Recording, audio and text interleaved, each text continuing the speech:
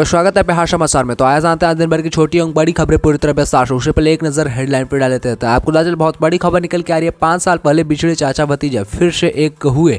बिहार में राजनीतिक उथल पुथल से भरा रहा 2022, जानिए पूरी खबर विस्तार से। वहीं आपको दरअसल बीजेपी जो तीर बिहार में नीतीश सरकार पर चलाती थी, उसी के निशाने पर योगी आए। निकाय चुनाव, ओबीसी आरक्षण पर फंसी यूपी सरकार, जानिए पूरी खबर विस्तार से। वहीं आपको दरअसल लोकसभा चुनाव की तैयारी में जुटी बीजेपी, नीतीश तेजस्वी की फटकनी देने के लिए बनाया खास प्लान, जानिए बीजेपी की रणनीति पूरी खबर विस्तार से। वहीं आपको चले सत्ता के लिए नीतीश ने शराबबंदी, क्राइम व करप्शन के लिए किया समझौता, सुशील मोदी का आरोप, जानिए पूरी खबर विस्तार से। वहीं आपको चले बिहार के गया में कोरोना विस्फोट, 11 विदेशियों के बाद 5 स्थानीय लोग भी कोरोना पॉजिटिव, जानिए पूरी खबर विस्तार से।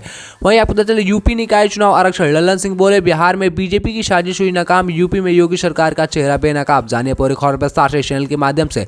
तो चैनल पर नए, चैनल को अभी तक सब्सक्राइब नहीं किया तो चैनल को सब्सक्राइब कर, वीडियो को लाइक कर, वीडियो में आखिरी तक बन रहेगा। तो आपको दरअसल बहुत बड़ी खबर निकल के आ रही है। 5 साल पहले बिछड़े चाचा भतीजा फिर से एक हुए। बिहार में राजनीतिक उथल पुथल से भरा रहा 2022। बिहार में साल 2022 राजनीतिक उथल पुथल से भरा रहा। मुख्यमंत्री नीतीश कुमार ने अगस्त महीने में बीजेपी से नाता तोड़ दिया, वापस महागठबंधन में यानी आरजेडी, कांग्रेस एवं अन्य दलों के साथ आ गए। नीतीश फिर से सीएम बने और आरजेडी सुप्रीम लालू प्रसाद यादव के छोटे बेटे डिप्टी सीएम बने। जी हाँ, वहीं आपको दरअसल उप मुख्यमंत्री की कुर्सी पर बैठा है। 5 साल पहले बिछड़े चाचा भतीजे फिर से एक हो गए। वहीं बीते विधानसभा चुनाव में जेडीयू से ज्यादा सीट जीतने वाली बीजेपी विपक्ष में आ गई।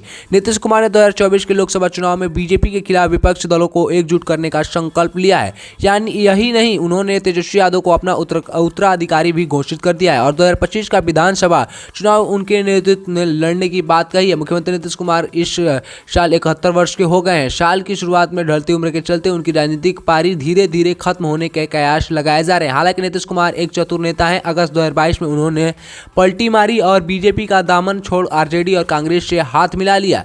तो इस पर आपका क्या विचार है, क्या राय है? क्या तेजस्वी यादव अगले सीएम के रूप में अगले सीएम बन सकते हैं या नहीं? हमें कमेंट में अपना राय सजेशन जरूर बताइएगा। तो अब तक सबसे बड़ी खबर निकल के आई सामने। वहीं आपको दरअसल बहुत बड़ी खबर निकल के आ रही है। तो ये खबर निकल के आ रही है, बीजेपी जो तीर बिहार में नीतीश पर चलाती थी, उसी के निशाने पर योगी आए। निकाय चुनाव, ओबीसी आरक्षण पर फंसी यूपी सरकार। निकाय चुनाव में ओबीसी आरक्षण को लेकर हाईकोर्ट के फैसले ने यूपी में विपक्ष को योगी सरकार को घेरने का उसी तरह से मौका दे दिया जिस तरह से बिहार में नीतीश सरकार को बीजेपी घेर रही थी। बिहार में बीजेपी वाले नीतीश से पूछते थे कि पहले क्यों नहीं आयोग बनाया और पहले क्यों ट्रिपल टेस्ट पर परखने का काम नहीं किया। अब यही सवाल सपा और बसपा की तरफ से योगी सरकार से पूछा जा रहा है।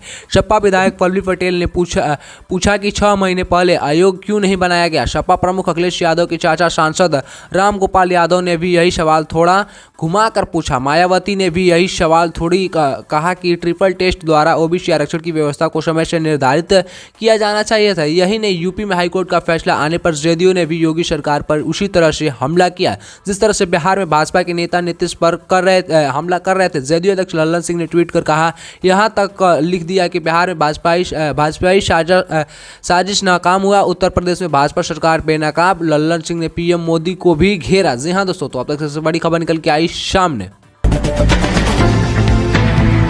वहीं आपको दरअसल बहुत बड़ी खबर निकल के आ रही है। लोकसभा चुनाव की तैयारी में जुटी बीजेपी नेता तेजस्वी यादव की पटकनी देने के लिए बनाया खास प्लान, जानिए बीजेपी की रणनीति।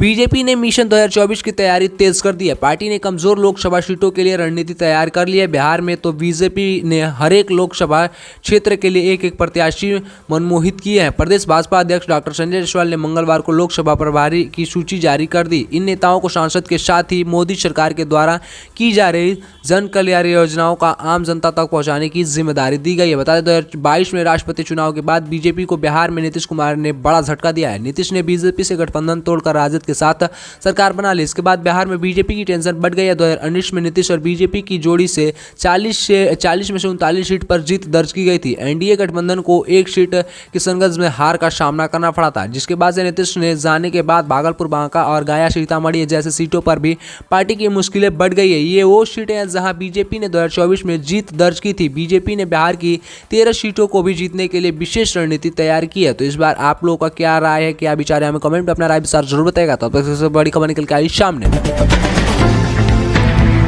वहीं आपको पता चले बहुत बड़ी खबर निकल के आ रही है। सत्ता के लिए नीतीश से शराबबंदी, क्राइम व करप्शन के लिए किया समझौता, सुशील मोदी का आरोप। पूर्व उप मुख्यमंत्री एवं राज्यसभा सदस्य सुशील कुमार मोदी ने आरोप लगाते हुए कहा कि नीतीश कुमार ने सत्ता में बने रहने के लिए शराबबंदी, क्राइम और करप्शन से समझौता कर लिया। उन्होंने अपने डिप्टी सीएम तेजस्वी प्रसाद यादव से पूछना चाहिए कि वे मात्र 23 साल की उम्र में बिना किसी व्यवसाय या नौकरी के वे दिल्ली के 30 करोड़ रुपए वाले मकान के मालिक कैसे बन गए। मंगलवार को सुशील मोदी ने यह बयान जारी कर तेजस्वी यादव पर आरोप लगाते हुए नीतीश कुमार से सवाल पूछा। वहीं आपको पता चले मोदी ने यहां तक कहा कि नीतीश कुमार न केवल तेजस्वी यादव को संरक्षण दे रहे हैं बल्कि उनके नेतृत्व सौंपने को घोषणा कर चुके हैं। या भ्रष्टाचार से समझौता नहीं तो क्या है।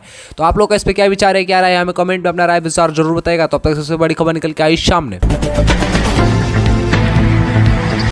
वहीं आपको दरअसल बहुत बड़ी खबर निकल के आ रही है। तो ये खबर निकल के आ रही है बिहार के गया में कोरोना विस्फोट, 11 विदेशियों के साथ 5 स्थानीय लोगों भी कोरोना पॉजिटिव। बिहार में कोरोना संक्रमण का खतरा लगातार बढ़ रहा है। गया कोविड हॉस्पिटल बनाकर उभर रहा है। यहाँ 11 विदेशी नागरिक के बाद अब 5 स्थानीय लोग भी कोरोना संक्रमित पाए गए हैं। मंगलवार को गया जिले में 5 लोगों की कोविड रिपोर्ट पॉजिटिव आई है। इसके बाद स्वास्थ्य महकमे हड़कंप मच गया है। जानकारी के मुताबिक गया जिले में कोरोना वायरस के 5 नए केस मिले हुए हैं। मंगलवार को आई कोरोना जांच रिपोर्ट में डुमरिया प्रखंड के 5 लोगों में कोरोना संक्रमण पाया गया। जी हाँ दोस्तों, तो अब तक सबसे बड़ी खबर निकल के आई शाम। वहीं आपको पता चला बहुत बड़ी खबर निकल के आ रही है। यूपी निकाय चुनाव आरक्षण, लल्लन सिंह बोले बिहार में बीजेपी की साजिश हुई नाकाम, यूपी में योगी सरकार का चेहरा बेनकाब। इलाहाबाद हाईकोर्ट की लखनऊ पीठ ने मंगलवार को उत्तर प्रदेश सरकार की नगर निकाय चुनाव संबंधित मौजूदा अधिसूचना रद्द करते हुए राजद ने नगर निकाय चुनाव बिना ओबीसी अन्य पिछड़े वर्ग आरक्षण के कराने का आदेश दिया। हाईकोर्ट के इस फैसले को लेकर जदयू के राष्ट्रीय अध्यक्ष लल्लन सिंह ने बीजेपी व यूपी सरकार पर हमला बोलते हुए नजर आए।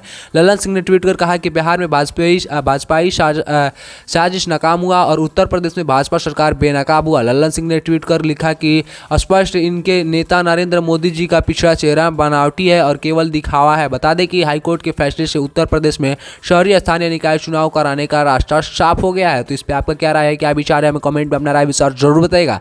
तो आज उतना ही। अगर वीडियो को लाइक करें, चैनल को सब्सक्राइब करें, बने रहे तमाम ऐसे महत्वपूर्ण खबर इस चैनल के माध्यम से पूरी तरह विस्तार से जानने के लिए। तो आज उतना ही। अगर वीडियो को लाइक कर दीजिएगा और वीडियो में आखिर तक बने रहने के लिए आपको बहुत बहुत धन्यवाद।